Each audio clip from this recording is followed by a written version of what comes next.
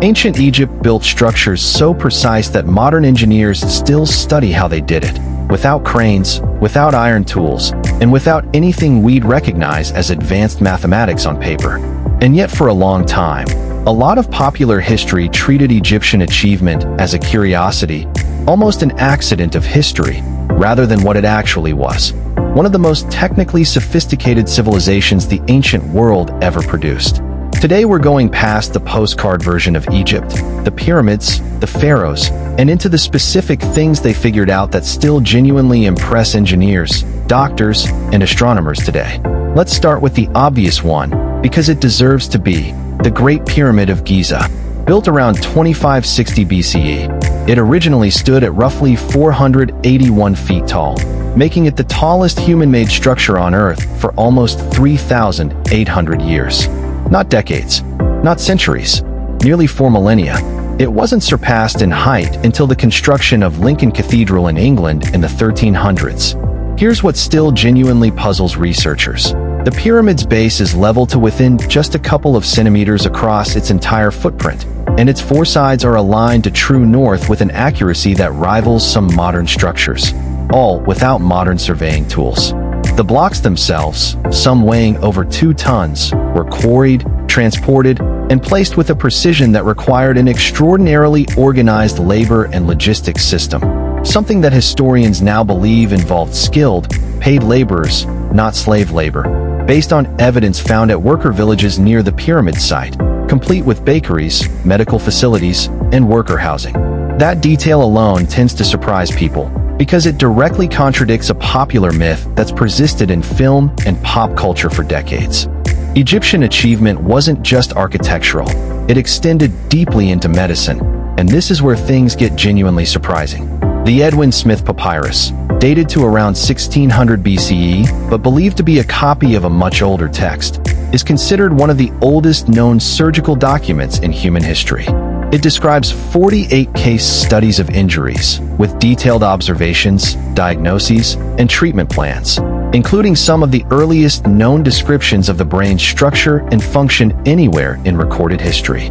Egyptian physicians performed documented surgical procedures, understood the importance of wound cleaning, and used honey, moldy bread, and other substances with what we now understand to be genuine antibacterial properties, centuries before anyone had a scientific concept of bacteria at all.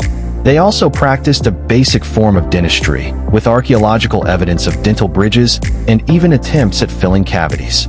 They didn't have modern chemistry to explain why these treatments worked, but empirically, through observation and repetition over generations, they arrived at practices that align remarkably well with what we now understand through microbiology. Here's one that doesn't get nearly enough credit. The modern 365-day calendar traces its structural roots directly back to ancient Egypt.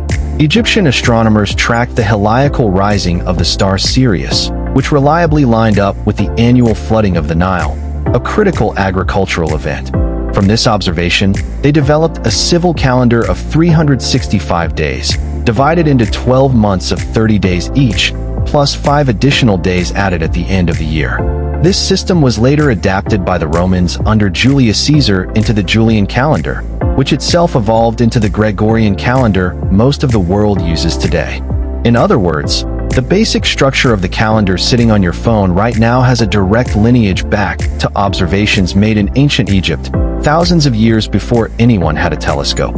They also developed some of the earliest known systems for tracking time using shadow clocks and water clocks, allowing them to divide the day into smaller, trackable units, an early foundation for the concept of hours as a measurement at all. Egypt developed one of the earliest known writing systems, hieroglyphics, alongside a simplified cursive script called hieratic used for everyday administrative record-keeping. This wasn't just ceremonial.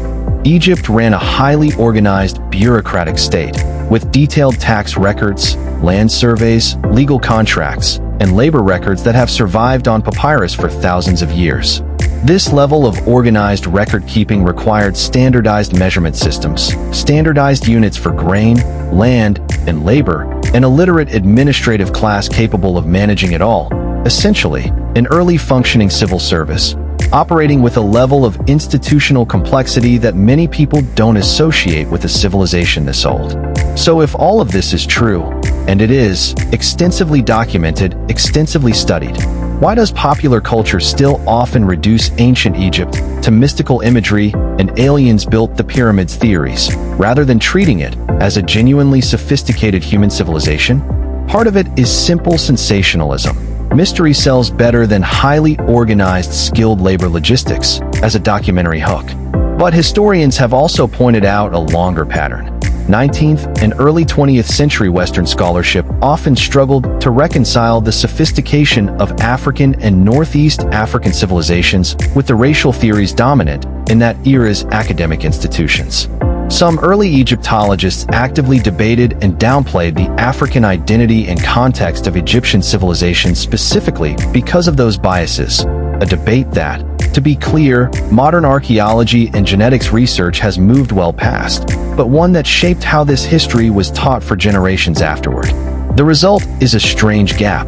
The physical evidence of Egyptian sophistication has literally been sitting in plain sight, studied and documented, while the popular narrative around it kept drifting toward mystery and myth instead of the more accurate, and honestly more impressive, story of documented human ingenuity.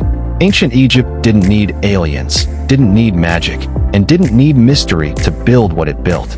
It needed organized labor, careful astronomical observation, empirical medical practice refined over generations, and one of the most advanced bureaucratic systems the ancient world had ever seen. That's not a lesser story than the mystical version. It's a better one, because it's real, it's documented, and it's still being studied by engineers and historians who are, frankly, still catching up to what they figured out thousands of years ago. If this changed how you think about ancient Egypt, let me know in the comments, and tell me which ancient civilization you want uncovered next.